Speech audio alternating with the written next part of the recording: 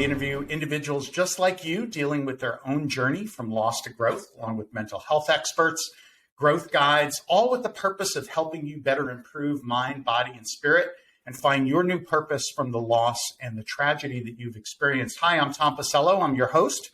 I'm a growth evangelist, founder of Growth Through Grief, as well as a fellow widower. I lost my beautiful bride, Judy. We were married 19 years, and I lost her some 5 years ago. Today, I've got a really special guest. My guest today is Dr. Kirsten Carter. She's co-founder and internal medicine physician at Grace Medical Home. And Grace Medical Home, they help address over 200,000 uninsured here in Orange County, Florida. They've taken care of over 5,000 patients over the past decade. And she does just an amazing job of taking care of those who are kind of left behind by our systems in place to get them the medical care they need, as well as mental health counselors, diet care, and also spiritual care as well, which is a big part of Kirsten's practice. From her experiences at Grace Medical Home and her extensive experience in primary care, functional medicine, Dr. Carter, well, she's here to talk about stress, how it impacts our bodies as widowers, and how we can leverage the right medicine, the right self-care, the right activities, and the right faith to dramatically advance our healing and growth. Dr. Carter, welcome. Welcome, Tom. It's so great to be with you. Many widowers that I talked to, and this included me, I suffered from stress, suffered from trauma through the process. Some of it is kind of short-term, intense experiences of stress and trauma, usually triggered by things like special occasions, places, songs. A lot of times, Kirsten, get me, just situations that we're in. For other widowers, that stress has been long-term. A lot of it starts even before our spouse passed away, going through the disease battle, right? And that grieving period. Talk about stress. And what I want to talk about first is, what are some of the short-term impacts on our bodies from stress and that trauma? Well, Tom, stress has a lot of levels, and there's emotional stress, physical stress, and, our thoughts become our emotions, which become our behavioral actions, which also become how our body reacts to everything. Because what we are is we're three things. We're our body, mind, and spirit tightly woven. Mm-hmm. And people will underestimate how much stress impacts those three strands, each individually. And in the acute setting, it's obvious. People lack sleep. There's just, people can't think and those kind of things. But that cortisol, when that's elevated, it does a lot more in our body than just the fight or flight. And it affects our immune system, how our GI tract works, even down to our epigenetics. That's with regards to how our DNA gets transcribed. So in the short and long term, there are massive effects. So let's talk short term and dive a little bit deeper in that, if you wouldn't mind. So short term, you experience stress. You're triggered by something, as an example. That song comes on and all of a sudden there's uncontrollable crying, or you curl up in a ball, or maybe uncontrollable anger. I know some people act out that way.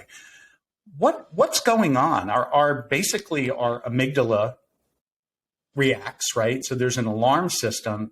And then what happens? What is that physiological process that we go through?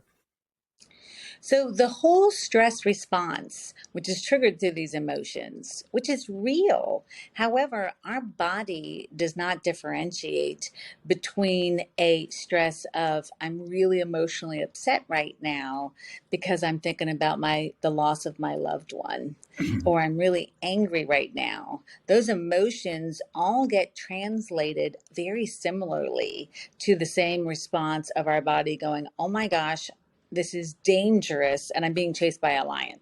Mm-hmm. So in the very immediate aspects, and people know this, there's those sayings, if I'm so mad I could see red.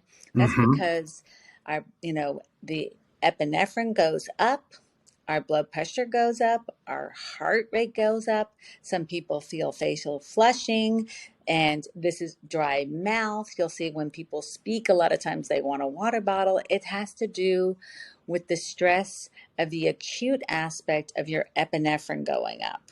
Mhm. And in that same way, in that whole parasympathetic and sympathetic response, it also alters how our GI tract works. So now you're not absorbing your nutrients because now the stomach, your body goes to, I've got to do everything that's important, but not everything that's not important right now. Just to survive, right? I mean, it's a survival mechanism. Yeah. Exactly. So things like digestion, those slow down, all those things. The stomach actually ends up getting its blood flow shunted away. And even down to stuff like, for example, so people get malnourished in the acute setting, but they also get things like gastritis. Some people get GI distress because of this, whether it's diarrhea, the cramping. And then there's also things where in that acute, so everything that's not emergent, the body says, we're putting this on hold, we're putting that on the side. So even things like gonadal function, it changes how women's menstrual cycles go through. It can alter ovulation. It can alter men's with their sexual health. And so in the acute setting, those usually reverse quickly where someone says, okay, I'm really upset. They kind of walk themselves through it. It lasts minutes, hours, but it's not a day-long event or a day's event, because the day's event accumulation is where we really start getting into bigger problems. Yeah. Focusing on the short term, I know for me, I get a severe kind of venal vagus response, and I can tell my breathing changes, my throat kind of closes up. How do you get yourself out of that short term reaction? What are some of the techniques that you recommend people use to do that so that it doesn't impact and get into the acute phase? So one of my favorite things to do for myself is I pause. And that's where I come back to becoming present, mindful. Where am I? I'm in my own 2 square feet. My feet are on the floor. I'm sitting in this chair. What am I thinking and feeling? I'm in fear about losing my spouse that was going to cause financial issues. There's the loss, and then there's the other things that go with the loss. It's also where the angers go. So then you start thinking about what's the why you got triggered? What's the why? And then you go back to, is it real? Is it something I can go just honor myself? And I'm like, yes, I really do miss my wife, Judy. I love her so much. And you get to honor that part of yourself, but then you get to walk yourself through it, as opposed to jumping down the rabbit hole, doing the deep dive. And next thing you know, spiraling around that. Yeah. You do have to get the control back, right, from the alarm system. So the amygdala is going off. It's going in a fight, flight, response mode. And you have to get the alarm shut off first. Exactly. And then that will then quell the limbic system from the epinephrine and all of the other hormones that are being released that are then firing up the rest of the systems through your body to react. And one of the ways that I do it, Kirsten, you mentioned a few of them, right? There's a mind-body connection. So if you can get yourself back out of your imagination, which this is, even though it seems real and these worries seem like they're reality, it isn't the now. So getting yourself into the now, I think, is really important, and doing anything physical at that point. Like you said, tapping your feet on the floor, maybe tapping your chest. There's tapping that's used in PTSD. You can do your frontal tapping, side tapping. The sternal tapping is very strong. Yeah, that's one that I use because I feel the venal vagus response. So to me, it's if I can get it where the response is occurring, that's usually a way to calm it down. The other thing is breathing. Meditative breaths, right? Yoga. Tom, you know the answer. Yeah. So, what I do is a quick one is breathe in twice through your nose and then once out through your mouth. So That kind of, I do it before speaking. I do it when I feel I'm being triggered in grief, and it really helps to get back the control. So basically, there's 4 T's that I like to use to kind of get out of this mode. And the first 2 are there to kind of calm the alarm system, which is transition. So you got to get that physical action and or breathing and or both kind of to get you to transition from your limbic system to get back into your prefrontal cortex and get back to your thinking, your logical brain. And then the second is think, which you indicated is, I'm here. I'm present. I'm not thinking about the future and concerned about that, or I'm not reminiscing about the loss and going back in time. I'm in the now. So my mnemonic that I love to use is pause, but it's not PAUS, it's PAWS. Okay. Through my children growing up, we always had a lot of animals around, which we can go on to that one as another way of just all your coping mechanisms. But it's about becoming present. And as you said, the where, the think, the T, what am I thinking and feeling? Because all of our emotional responses actually come from what we're thinking. How am I going to change that kind of thing? And then I do the W, which is now I become willing to surrender to God. Because acceptance and surrender are the keys to all of our answers. Mm-hmm. And when I've thought about the emotion, so I've acknowledged it, become present, and then I've set it free back to God, usually that's enough where the thinking comes in. I do the breathing. I'm a 3 in, 3 outer just because it's 3, and I always try to make the expiration longer than the inspiration, breathing in my nose, breathing out long, twice as long as the inspiration. And if that doesn't work, I'm a huge fan of move a muscle, change a thought. Getting up and walking 5 minutes can transform what you're thinking and feeling and altering that physiologic response. Because sometimes it's gotten a little bit ahead of you. So your body does need to reset. So using that exercise to kind of use up those stress hormones to walk them out, etc. Love that. Now, let's talk a little bit about long-term impacts before I want to circle back to the faith aspect, which you mentioned, which is an important part of the 4 T's as well. Long-term, I see many widowers suffer from sleep, lack of it, dramatically. What's physiologically going on that's preventing widowers in grief from sleeping? So chronic sleep deprivation is huge, and it really does take a massive toll on our body, because that's when our brain resets, that's when our body resets, and it usually has to do with, and it's sometimes, Tom, it's just the fact that, and this sounds almost paradoxical, that they have been up and so long and so preoccupied with caring for their loved one on their exit, that now there's this empty space and they don't even know how to fill it. Mm-hmm. So that empty space can be a problem. And it's usually always a thinking thing rather than a physiologic thing. And this is a time that you don't have to be a hero. This is a time when even something like Benadryl helps sleeping to get you back into your sleep cycles. Mm-hmm.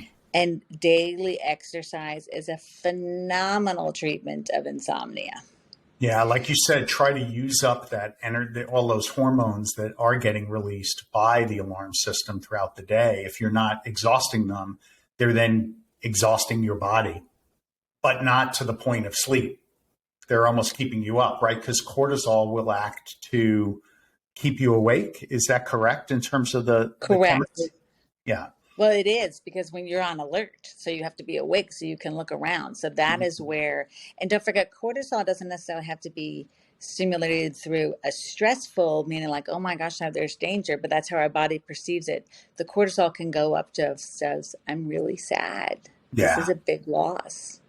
That still secretes the cortisol that changes all of your other hormones, including melatonin, all the ones throughout our brain, whether it's norepinephrine, dopamine, all your GABAs, all those other ones have, they're Yeah. just, I like to say your snow globe gets shook up and it can't, the little flakes haven't settled down so you can see the little village. Yeah. The dopamine is our kind of reward, right? So that stops being produced. So that's where a lot of the sadness, longer term sadness, can come from. The melatonin gets inhibited, which is your sleep hormone, right? So no wonder why. Not only are you on alert with one hormone, but the melatonin itself can often get depressed. And so you don't have that sleep stimulant or sleep antagonist that's present. And do you recommend taking melatonin and supplementing? I definitely do. It's a great time because this is when you need to reset. The chronic cortisol of high alert from a big loss is really one of the biggest robbers of sleep. And there are very complex neuronal pathways. Our brain is just amazing in how it works. And so when you are in stress, you're in different parts. You've got your frontal lobe and you're talking about your amygdala, your limbic system. All of these really have to have a homeostasis. And that chronic stress, we really weren't made for that whatsoever. So things, small glands like the pineal gland, which secretes the melatonin, it shuts down. So this is where we need those things to start supplementing it until the brain gets a chance to reset itself. Got it. So from a mind standpoint, how do we cope with and mitigate stress? What are some of the things that we need to do in our minds to maybe handle this a little bit better, for lack of a better term? Because there's no perfect way to kind of get through grief, right? But are there maybe things that we could do with our mind that can kind of help quell that stress and some of these reactions? Absolutely. And, self-care is key. And this starts from the beginning of the day to the end of the day. And this is where you're going to start figuring out journaling is an amazing outlet for grief. And it's also your opportunity to start seeing and teasing out what you're thinking and feeling, what's triggering you. A lot of folks really presume it's just the loss of the individual, but sometimes loss of their loved one can trigger other loss. It turns out that that loss triggered another previous loss, which then triggered the divorce when the parents were young, which triggered you losing your grandmother at age 2. And you start teasing all them out so you can deal with them individually. One of the things so you can start realizing, and then it gives you this opportunity in this space to think and feel that loss. So the rest of your day can be released from that emotional cortical thinking at the time. You have this kind of the brain dump, that emotional dump that allows you to kind of get through this, because denial is never going to work. Our body keeps score and we have to address it and release it. And this is where exercise really is key. And whether you walk, bike, run, swim, yoga, Pilates, it doesn't matter. Doing it with someone is key, and getting an accountability. Most of us, finding a friend, a neighbor, a loved one to say, come and walk with me 5 minutes a day. Usually people really want to be of service in these times of loss. And instead of bringing a meal, would you come walk with me? You'll find it fascinating. Yeah. And a lot of times it's another opportunity while you're walking to say, listen, would you walk with me while we're walking? Would you share some of your favorite memories about Judy, and we could celebrate her? And this gives you an opportunity to also